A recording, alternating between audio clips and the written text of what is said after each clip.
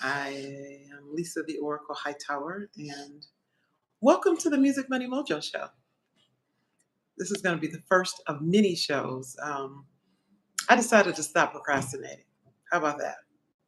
Stop making up excuses as to why I can't do the show, and I don't have this and I don't have that, and this look and that look, and blah, blah, blah. This has been my heart for a very long time. On my heart, in my heart, however you want to say it, to do this Music Money Mojo show. First of all, I guess it's important to break down what the heck I'm talking about. First of all, I said first of all. Let's just work with me. This is the first one. Um, the initial thing I want to discuss is where the name came from, or why I even have a broadcast or a show called Music Money Mojo. Well, maybe you've guessed, maybe you read the description, but I am myself a professional vocalist. And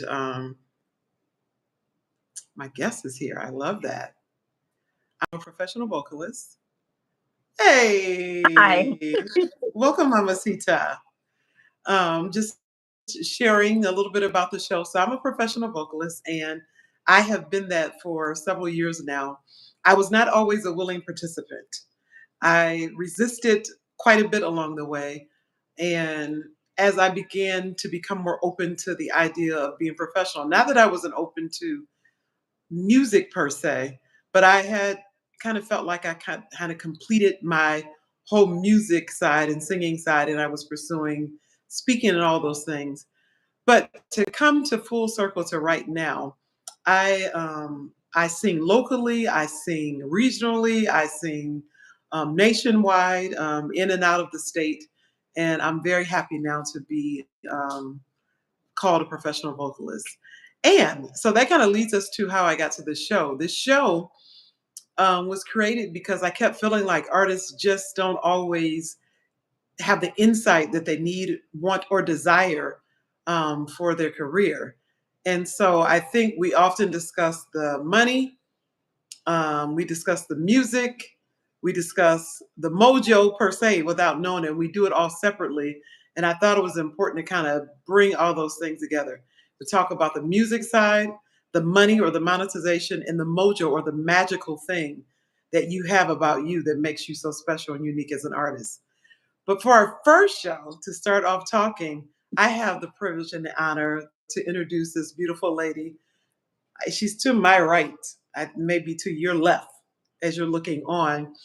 And some of you who already know, both of us or one of us already know, this is my manager. This is my music manager, Miss Sharon Waters. And she has been beyond a blessing. It's kind of hard to make a description and describe who she is because she's been so much. So much so, y'all. I call her my music.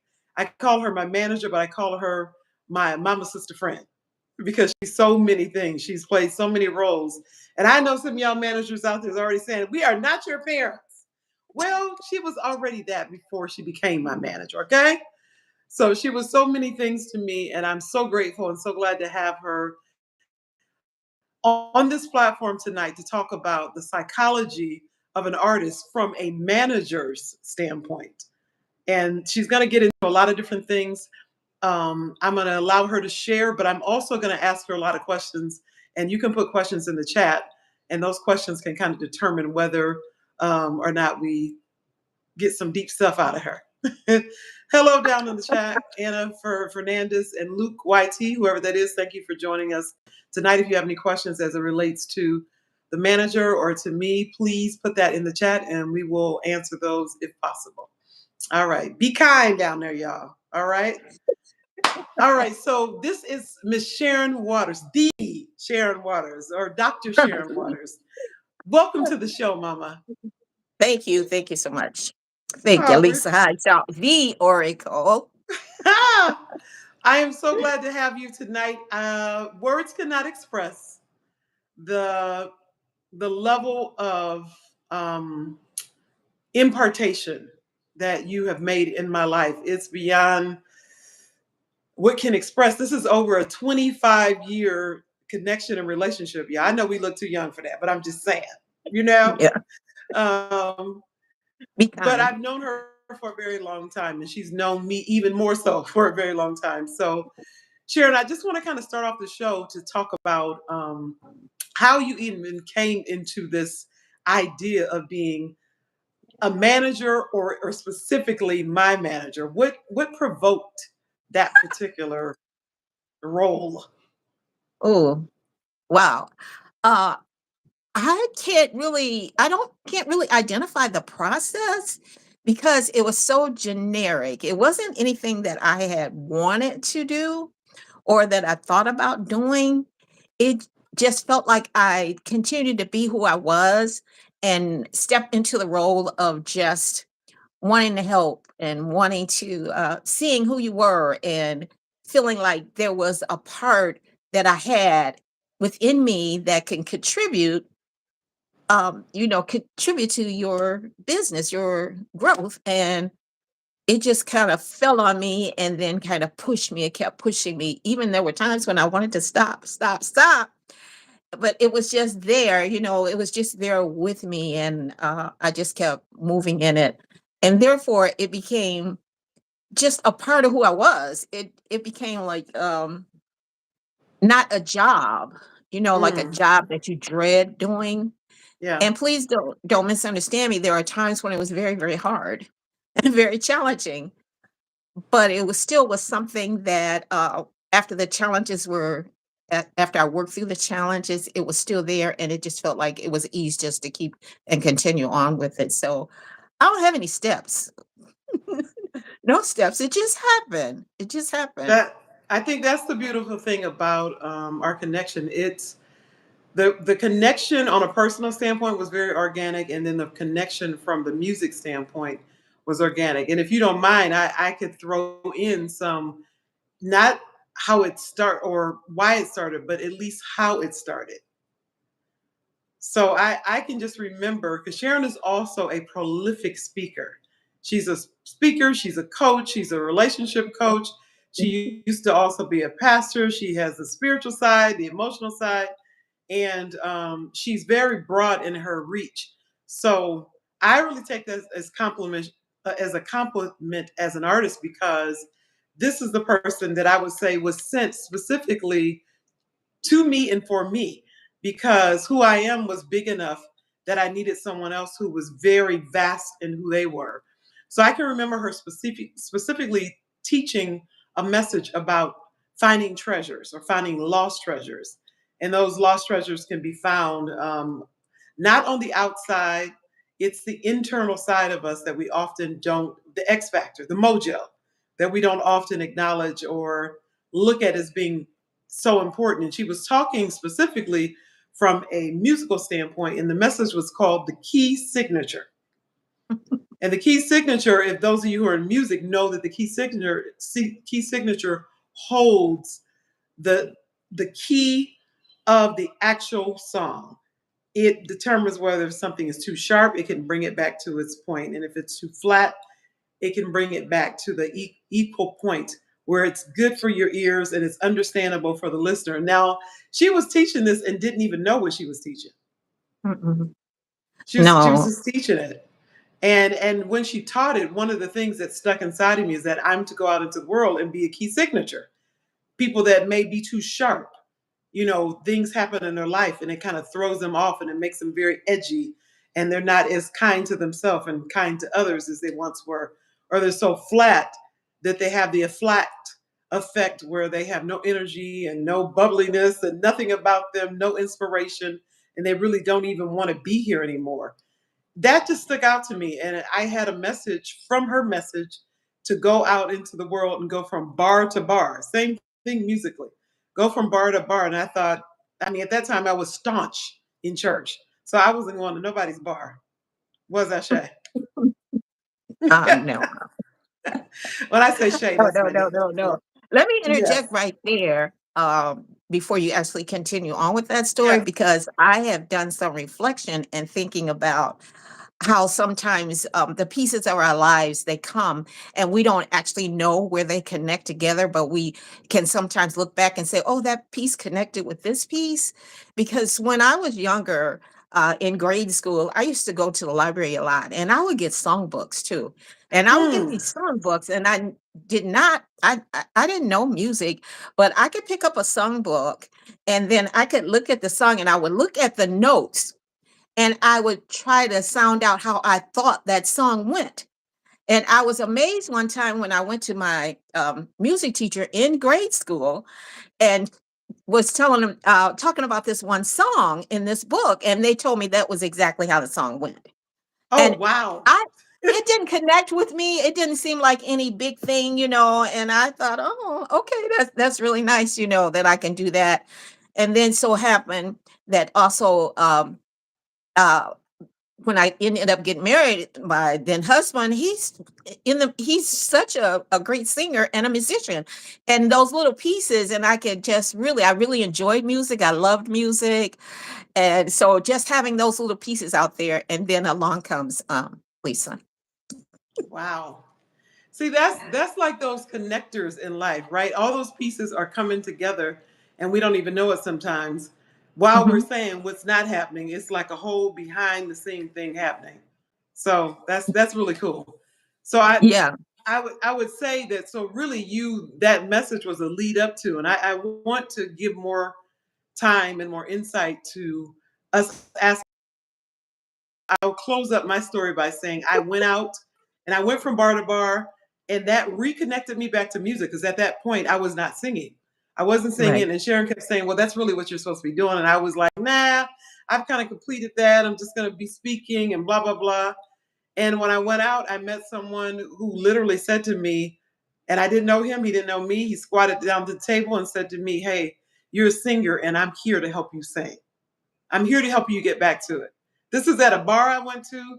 He was playing the saxophone, and if they all know us, he actually was a black male, and I was a black female. We were the only black people in the whole place, and it's unusual for us not to speak. We kind of have a inside thing where black folks, quote unquote, greet each other like they know each other. So I thought it was so strange. He didn't say anything to me.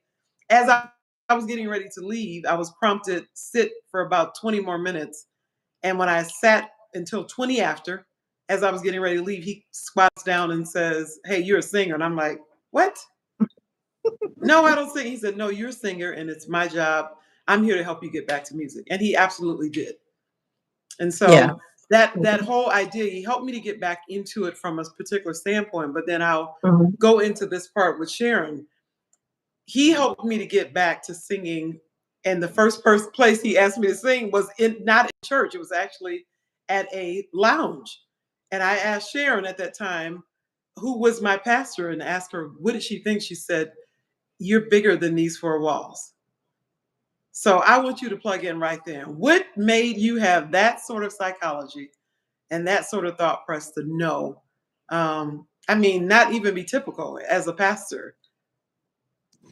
Well, perhaps I don't really know the full answer, but perhaps it could have been because I wasn't like I didn't grow up having any real strict religious boundaries, even though my mom was Baptist and, you know, she would make me go to church, but it wasn't like that strict. I had to be at every service or things like that. And so I had kind of I don't know, I look at it as kind of like a innocent view about church and a thinking, oh, this is great. You get to really sense the spirit of the God being, and you get to love people and reach out Mm, and really have this concern for people because I've always had, I don't know, I think it's a gift, like to gift of love. My mom used to tell me would bring, you know, people home, and I'd be so concerned about them and wanting them to have things and, you know, things to be right for them. And I even did that, you know, as I got older and I got married, make sure that people were okay, go, you know, the college students go on campus. If they said something wrong, I'm on campus trying to help them and knocking on their door and different things. So I think perhaps just having the opportunity to have an expansive mhm, view helped me to when it came to you going out into the marketplace to actually be able to sing. I didn't have that kind of charge on it. Like, oh, she gonna go to hell, per se. I just didn't have that kind of thing. I thought if as long as it's helping or it can spread love Mm, somewhere, that I thought it was good. I thought it was good. So it was easy for me to say it because I couldn't even I didn't never got anything. My spirit things mainly came from me getting up in the morning and sitting quietly. I think now they call it meditation. I didn't really even think of it as meditation. I just thought I need time to get myself together, or like, well, what's that moment? connect. Yes, and I would get a little, maybe little pieces of different things. So, am I rambling? It's your thing, baby. Do what you want to do. So, yeah, I'm so I interviewing think that you. helped me.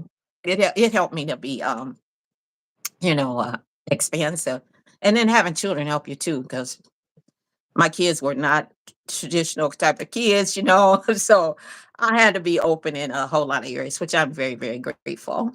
Nice. Yeah. She has very gifted children as well on the musical side and just period, very creative. Children, Mhm. grandchildren, and great grandchildren. Yeah, they're not old enough to Creative. do too much. Oh, yeah, they can. They're little. Yes. Yeah, yeah, they You can. got so many you forget them. They can. Yeah, they can do a little bit. Yeah. So I want to plug into something that already struck me as very powerful from you. You mentioned love. So when you're talking about love, I want to kind of chain the two things together that when I grew up, I was taught, from my parents that love is the key to standing up in front of people and singing. That if you Mm. don't have a heart that's full of love and overflow, then when I met you and I met your family and I connected with the church, which was called Love Fellowship, then it became even more apparent that love was the key to not just standing up. Because sometimes if you grew up in church singing, you were doing a lot of is what you call vertical, Mhm. but not horizontal. Mhm. It was Yeah. vertical, but not horizontal. And I mean that's such a symbol of the traditional church, but maybe it was Mhm. never looked at in that way, that the symbol was the cross, which is about vertical and horizontal, but we were all very vertical and sometimes very dismissive to the horizontal or to the people that were right in front of you. And I tell you, I learned that from a very beautiful point from you to not just stand up and sing up like you're the only one in the room and the people around you don't matter, but to take that same love and let it overflow to the people. And that what which I learned in church certainly has carried with me as I'm no more in the traditional church, but I learned that I am this sacred space where God lives and resides, and this love resides. And when I sing, I've learned to walk it out in love, meaning that I can walk in the audience, I can leave the stage, and I just want this connection with the people so they can sense. So again, that's one of those jewels that you gave me because I watched you do it. Oh, Step out of the yeah. pulpit, move the podium out of the pulpit amongst the people, and she would say, "I have to be amongst the people." So that was like that. That's practical spirituality, right? Yeah, it felt so right to be there Yeah. with people if you're trying to share something with them. Would you wanna be right there so that you can be touchable, reachable, not just by your words, but in the experience of so many people don't even get touched or loved in a way that feels significant for them, and you're in a Mm, pulpit or somewhere standing far away from them trying to give them information, and you don't know if you have their attention or not. And it's right. really isn't about even you knowing it, it's that what are you giving? Am I giving from the purest part of myself? But it helped me to grow. It helped me to expand. It helped me to see people in a different way. You know, it just created something new for me, which felt so gratifying that I just wanted to share it. I just kept wanting to give it away. And what I got, give it away. I mean, in the feeling, in the emotion, in the experience, I just wanted people to have that experience because I was feeling such gratitude and such love within myself just from the experience. I wanted other people to experience it too. Like, here, take this. Yes. Mm, Let me share with you. This is what I got. What do you have? Because sometimes I'd ask them, okay, now you tell me. Tell yep. me what you're getting right here. So But that's my experience. I'm not as saying that people have to be the same, and I don't look bad on people that go to a traditional type church. I think you go Right. where your heart is. Go there. Do your Mhm. heart, and Do you? this is just where I've grown to. Yeah. Yeah. Because literally, Sharon would come into the audience and it was a very, again, I say practical, spiritual. I guess that's what makes it more spiritual than religion, that it was actually practical. Because Mhm. one of the Oh. things, there was a scripture that says, I'm paraphrasing, that you're supposed to, like, when you come and you gather together, everybody should have a word, everybody should have a song, everybody should have a prayer, like that collective energy. And so often it only comes from the high up place, right? Mhm. From the Mhm. pulpit. Well, when she would step down from the pulpit into the audience with the podium and would literally expect you, like, what did you get today? So you need to come to church, not just to receive, but to give. And again, I think that made us marketplace people. Mhm. And that marketplace, meaning for you that don't understand the marketplace, it means to go, it's sort of a church term that we use. We used to use back there to say that I'm beyond the four walls of the church, that I'm out Mhm. in the marketplace. I'm amongst the people. I Mhm. jive with the people. I connect with the people and I get what I Yeah. have, Yeah. to the people. It's not Yeah. just for the folks that come every week, that we see, we vibe. It's good to connect, Right. but what I have is Right. bigger. So, I got to go amongst the people. Yeah. Yeah. I think So, that translates to me as far as like in the position that I have in being a manager. Um, and I'm not typical manager because nobody trained me how to be a manager. And if people tried to put me in a box, I certainly would try to get out of that box because I'm out that's of here. just I don't know if that's the Virgo in me or whatever, the God in me, whatever. I just think I'm bigger than that. So Yes. I don't like to be in the restrictions. I do acknowledge some of those things. For me, like being a manager for Lisa helps me to notice different things out of the norm, to acknowledge different energies in the space, to be in tune with her to know when something feels out of sync when she's singing, or if she's not, if it feels like, oh, you didn't give your best on that song, or what was going on in your head when you were singing. And just to have those questions that sometimes are very probing, but the probing part, allows you to go deeper into Yes. whatever's going on. That person, I may not know what's going on in them, but it may pierce them in a place where it opens up something for them and they see a light and have a light of discovery. And it just really and being able to work with her and the musicians, the tremendous musicians that she has, Tremendous. and very good. And even to meet some of these wonderful artists here in Arizona right now. um, I mean, it is just a great opportunity. Sometimes I don't always talk, and people think sometimes that I don't talk very much. I can talk a lot, but there are times when I don't talk hardly any. But I do. I'm kind of like a quiet kind of listener, because it makes me listen deeper, and it just I will sometimes say things to some artists or something, might walk up and say, "Oh, blah blah blah," and they might say, "Oh yeah, yeah, that's right." But really, I'm getting something. Sometimes it's like an insight that I'll get, and I'll just say it in a nice, quiet way, and then That's not to that's not to scare the bejeebies out of them. And I'm situating my excuse me, my stand here. My stand broke and I am tired of holding it, y'all. So we're just keeping it real. All right. Still see me okay? but mhm. And Lisa said, I mean, she's Here we not go. always receptive of everything, but she will take it in and then she may come back. I mean, that's Give and them I'm an not saying example, everything Shay. I have is that great, but it's great to me when I'm saying it. It's like it's great. Give But them an example, Shay. oh, let me see. I can see. I can. Don't act like it's so many. She like, oh honey, let me pull out my paper. No, I can think of it because I was I'll come back and do that because I was thinking along the line of like uh, I've tried to help other artists because they do acknowledge that Lisa's expansiveness. I mean, all of it's not due to me. Please don't let me think that it's that. But give She is a yourself your gifted credit. and wonderful artist. I Thank do you. make believe I made a contribution, and Absolutely. sometimes they see that and they want they have came to me and asked me would I be their manager. I mean, I've had people do that, but it's a difference in just asking and being some for me, and then sometimes feeling like this is what I should do, you know.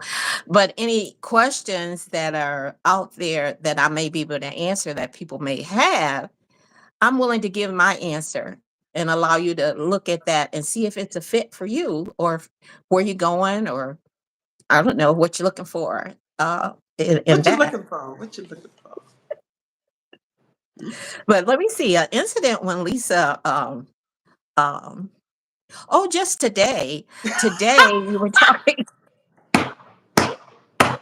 today Woo! we were Somebody talking asked you for the along the present. lines that she I was booking her at this other venue, this big event. I was talking with the venue owner, and we were going to collaborate to do this large event.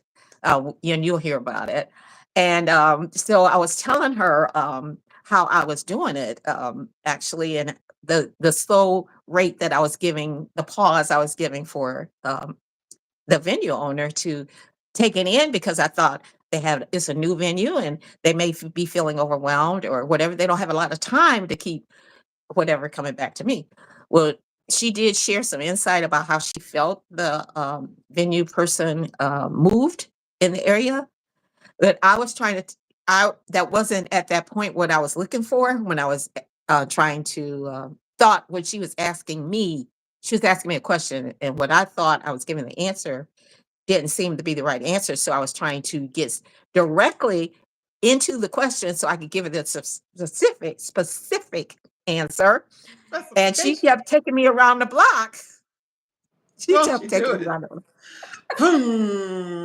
She be We moving went around fast. that corner about 3 or 4 times, and then we came back. It was like, "Oh, that's what I'm asking." She said, like, "Oh, well, this is it." And then when she said that, I got a text, being a text on my phone that actually laid it out. Said, "Oh, the person got this from me. She got that. Everything Bing. I had asked her for was in the text, and it was all good. Oh, yes, yes, yes, yes, yes." And then she asked another question, and Lisa asked another question about getting out the media and stuff like that. And what do you think happened? Right after she asked the question, I said, "Well, let me give her time to take the other part in, and let's see if for her to take that in and then get back with me." And then she ended up sending another message in the time that we were having our conversation. So, well, that's an easy one. We have had deeper I guess challenges than that, yeah. So I have guess we not? the message is impatience.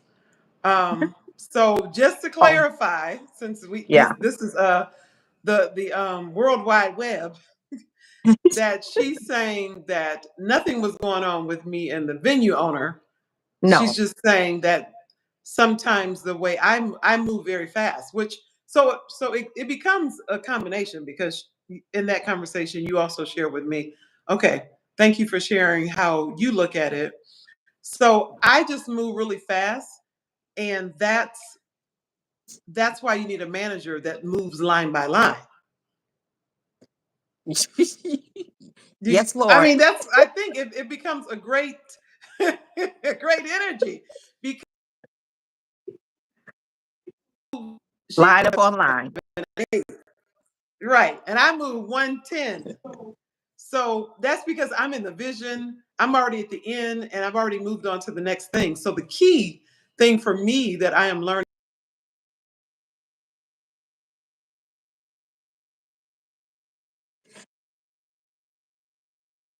Right. Right.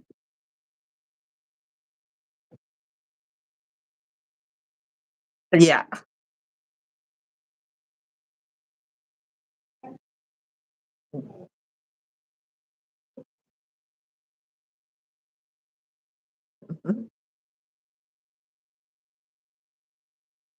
Yeah, that was a good point. I like that when how you explained it, like you do a 1 and a 10, and then Yeah. and that so that leaves it open for me to do the 2, 3, 4, 5, 6, which I am very much linear sometimes in, Oh, that's actually making it. good.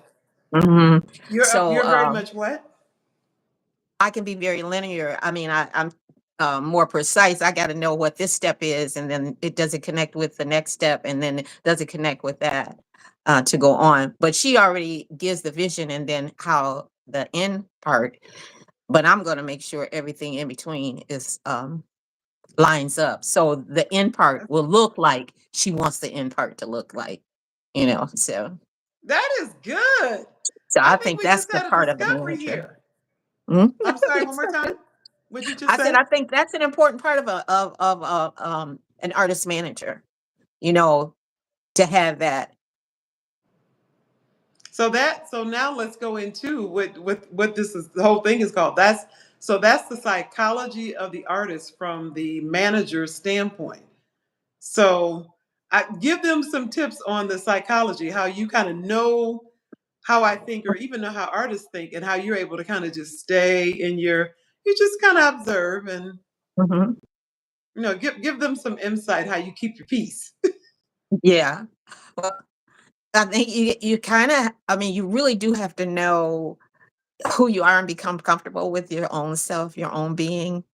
Because if not, really, the artists have you caught up with who they are. Because they're feeding you so many things that they want, and they're creative. They're this, and this. And then you have to come back to say, but this is what I do, or this is where I am. I understand what you want, but this is what I know I need to do to get what you want. Hmm. So I That's think you really have good. to, if you don't know, if you don't rest with that, it can be very challenging to your mental health, well being. Now, and I say that in a light way. I mean, it could for somebody, it could be detrimental. I'm not making it like for some people that it could be a problem, but but it is like you have to gain a balance, and that too comes through the experience, Yeah. staying with it, having those challenging times. You won't know how to do it if you don't have that challenge to experience what that feels like. Well, I think something that we have that's like really powerful. First of all, we're very connected. We have definitely have a soul connection. This is Hmm. not accidental. But the other thing that I want to say that maybe what happens why some managers get burnout and don't rejuvenate from that, they just kind of don't return back, is that because they are just sometimes being a fan. So let me be very, very clear. Sharon is certainly a fan of my music. She believes in it. She thinks it's great. And she's very particular. Howsoever, she is not like a fan in the sense of fanning out over me. Not at all. Meaning also that, as you heard her say earlier, if I don't do at the level that she knows, and that's not very often, by the way. I pretty often give from my soul and my spirit. However, if it's not quite there, she's very clear. Now she made a face, so we're gonna let her say it when she There's looked when I said always that. there's always room for growth. I gotta always Yes, allow that little space for growth. If I don't want you to buy into settling. It's always got yes. to be a space where I'm holding back because that's what my position is. I hold back a Hmm. little bit so that it will allow you to expand and to grow. So that you guys understand what you mean when she says she holds back. So even if I did 1,000, sometimes every once in a while she'll be like, "You killed that. That was slamming." For the most part, she is at ease in Zion inside of herself. That was good. It'll be, and I'll say, and I used to just wonder all the time, but I kind of know her now. So if there's something that really needs to be corrected, she'll say. But my point is that it's not like this overwhelming, everything I say, everything I do is right, where it's all about me, just the artist is just feeding my ego. I often say, is as a joke, when everybody's applauding and going crazy and I step down from that stage, it's like, okay, now what are we doing? We getting something to eat? It's kind of like, it's back to life.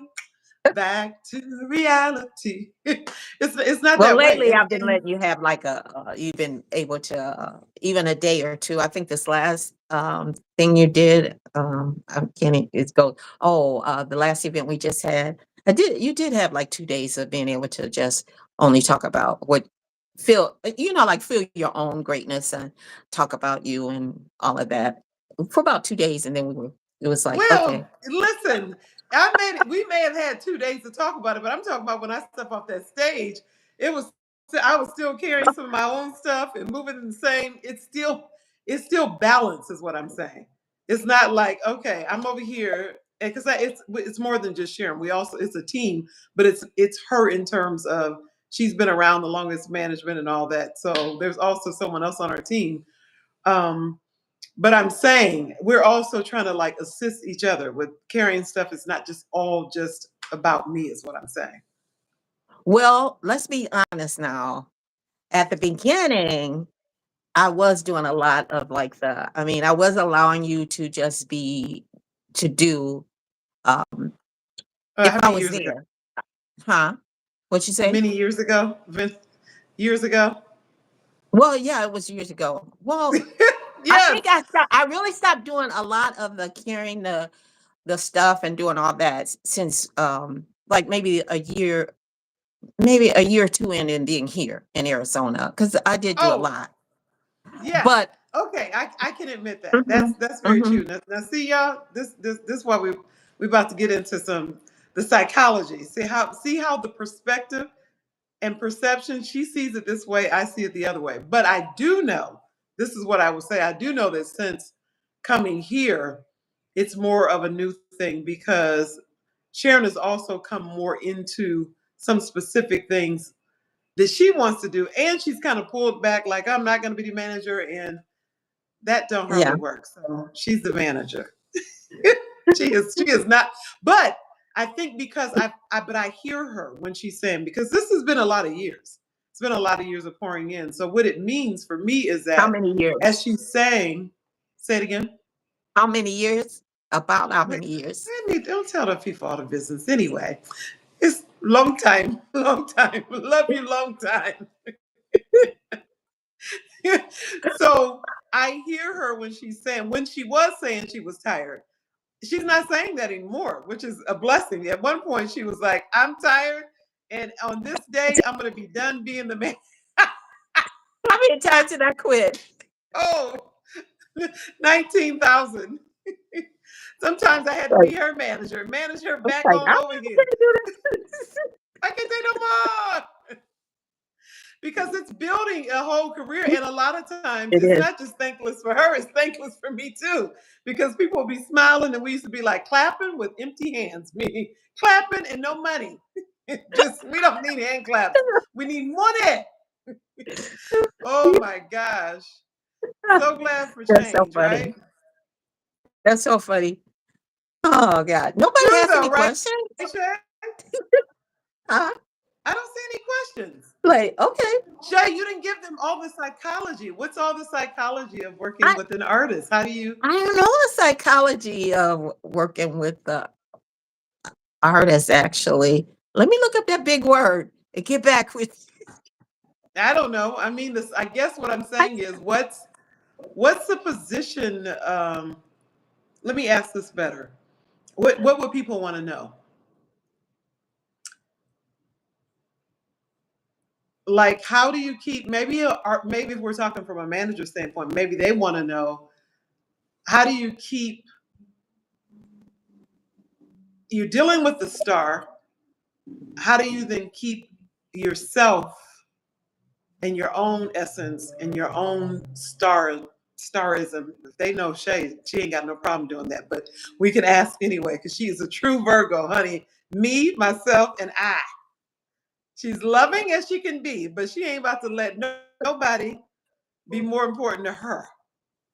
Go ahead, Shay. Tell them about yourself. well, I have found it challenging at times. I have. I think it became more challenging when I would have my own personal issues going on. And then I would have to sometimes put that on hold and then um, work in the business, but that's all. That's the ebbs and flows of life, actually, because you do that. We people do that all the time. Mhm. You got family things going on, but you go on to work, or you take care of what you got to do. And one of the things that I have to have like my own solitude time. Like I have to, like I just want to be in a space Stop where I bothering can me early in the just morning. just be in my space and enjoying the space all by Okay, Shay, so myself. what's an 'Cause, example? What's an example of some of like the things you do to be in your own? I clean my closet. She's a Now, clo- she's a that closet I cleaner, don't know honey. why, but I've done that for years. Now, I've always had this love for clothes, and like pretty things. My mom kind of, I grew up like that, and my mom, would always tell me, "Take care of your clothes, Sharon. Care of them. Wash them just right. Do this. You hang them up. You do this. You just make sure they should always look new. I don't care how long you have them. They should always have this new look to."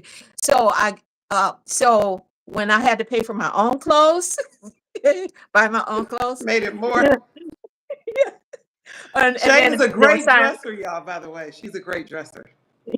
Thank you. And there would be times, I wouldn't have the money, so I would, splurge and maybe get me some items, and I'd put them in the closet, and make sure that they were neatly put in the closet and taken care of.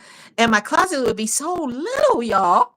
I'm from back in the day, so the closets would be teeny tiny little closets, and you try to put all the stuff in it. Well, it's pretty hard to try to keep it organized because you don't have room for anything. And if you're going to get one thing out, you messed up the whole closet. So it was always like I don't know. I don't know why, but maybe like going into that space and it just felt like only Keep me talking. in the I got to go space. charge. Keep talking. My phone is Okay. about to die. It felt like maybe just only me in the space. And so, like, I was taking care of me. And it was something I enjoyed doing, like organizing and taking something and making it beautiful. So that would be one thing. And I also liked decorating. So I would, spend time like decorating my house, um, buying new things or changing things around. I was a pro at maybe changing things around every couple of weeks. You know, s- Somebody come in the house, see it one way one week, and they come back. You bought something new? Oh no, I just changed things around. So that was another thing. And then I had children at that point, and so I had could do things with them. And now since I'm all by myself, All by myself. then I have to create other things to do, which really it is a little challenging because I never had to do it just by myself. So it becomes a little challenging for me. I had to push myself to Like this to do podcast. like the podcast. Yeah. Push it. Uh, When I said she was coming on, she's like, okay. But she did it. So a thumbs up to you, okay? thank you, thank you. And Sharon has not a to lot. She has dismiss a lot to offer. Ramada too. She had asked Huh? me to come on last week. I don't want to dismiss Ramada, who asked me to come on last week on a podcast. Yes. Y'all didn't do it yet, though. So I got you first. I Sorry, knew she was gonna Ramada. say that because she's competitive too, y'all. No, She that used is to be a not basketball why. player. She used to be a basketball player, so Now she's I very am much. competitive, but actually this was I was inspired to do this.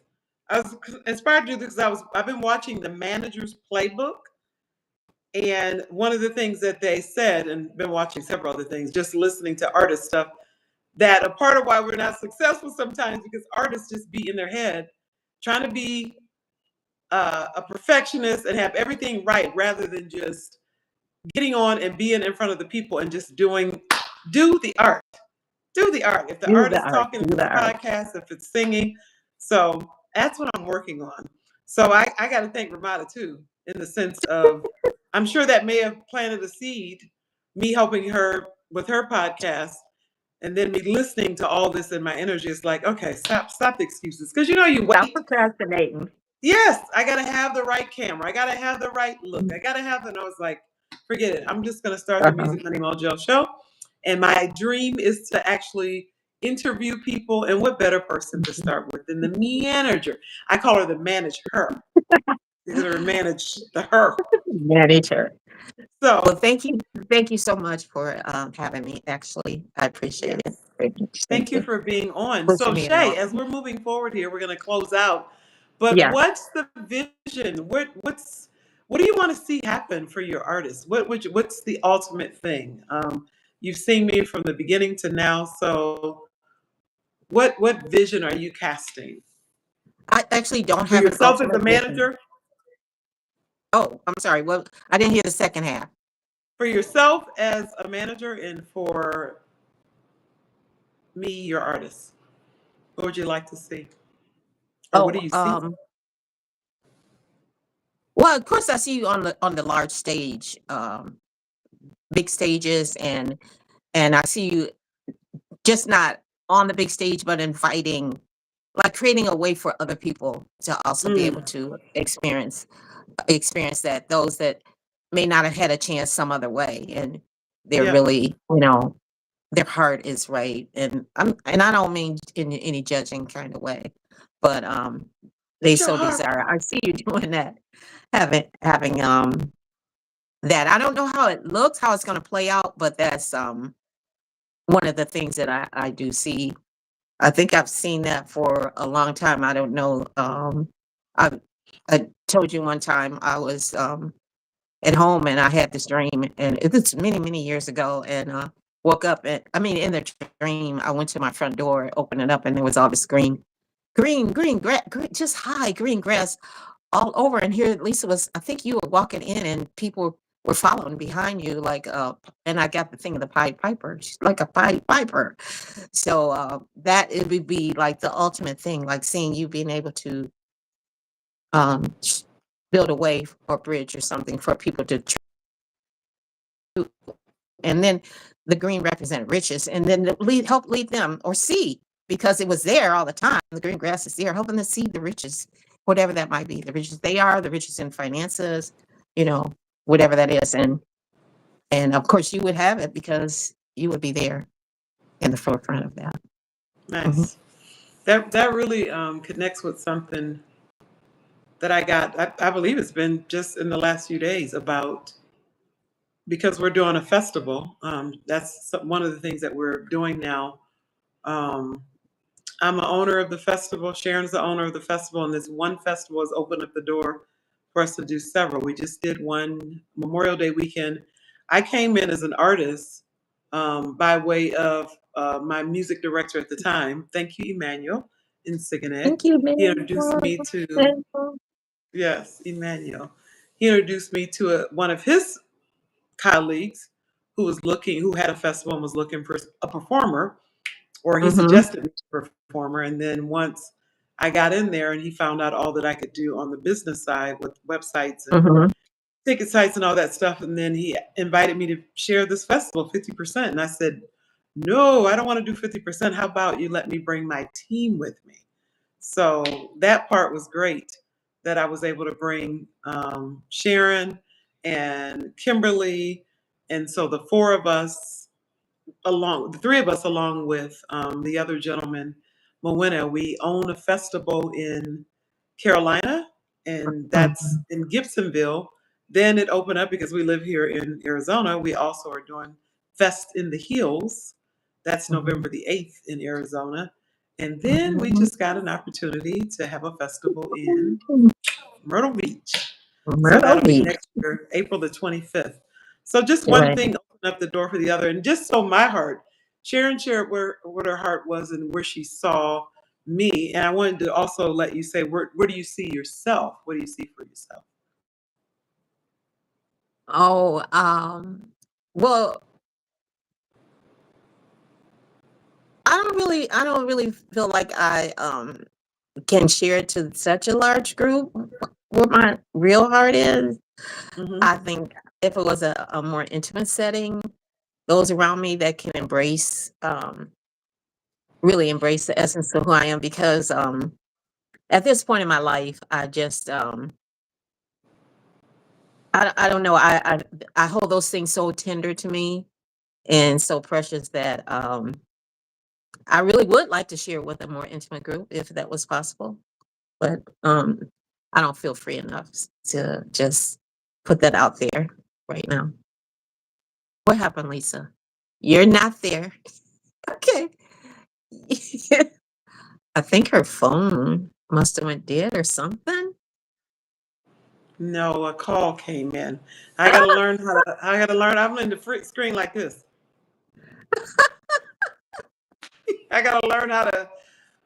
I guess put it on do not disturb or something. Maybe I don't know how that works. Oh, I don't know. I don't know.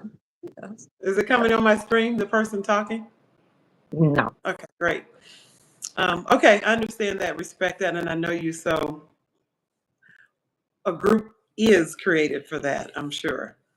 Um, I would say what I see for as my desire for Sharon as my mama, sister, friend, and my manager is that I am in position to be of the utmost blessing to her for all that she's done for me. Because again, it's hard. It's not something I can say in one podcast because it's been that long and that much from. I mean, me being homeless to her helping me not be homeless to feeding me, to clothing me, to all the things that you go through when you're going for a dream and you have someone who is like, again, the vision keeper, the vision keeper. And she has been way beyond that. So I say from my heart to your heart, Sharon A. Waters, I love you. I appreciate you. And I just look forward to being able to say, hey, you want to go to Paris today? You want to go to Costa Rica this weekend? Where you want to go Yeah. shopping at? It's on me. I got you. What we driving?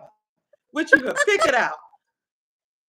So y'all heard me say that on this podcast. So I will be coming back to say, um, I'll be coming back to say that. You know, that to show you the car, the clothes. Now your screen is frozen, Che. Someone must have called you.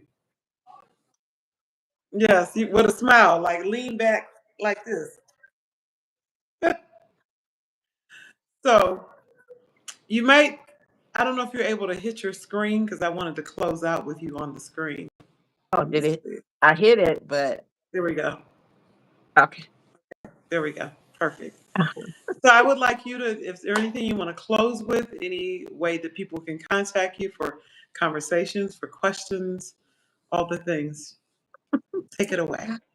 Well, hopefully something was said to inspire you. I do want to say just that if you took time to listen or put your energy toward this way, there's much gratitude that I send toward you. And I just want all of those things that your heart has been searching for to come to you, and not to repel against it if it feels like it's not right, because remember that all things work together for your higher good.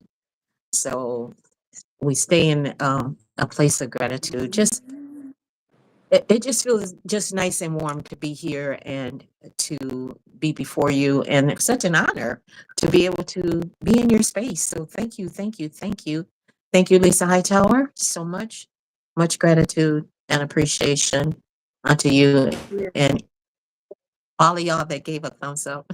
And if you have any questions or any comments and you want to talk to me personally, you can contact my personal email is diva, D-I-V-A, lab, L-A-B, the number 2, at gmail.com.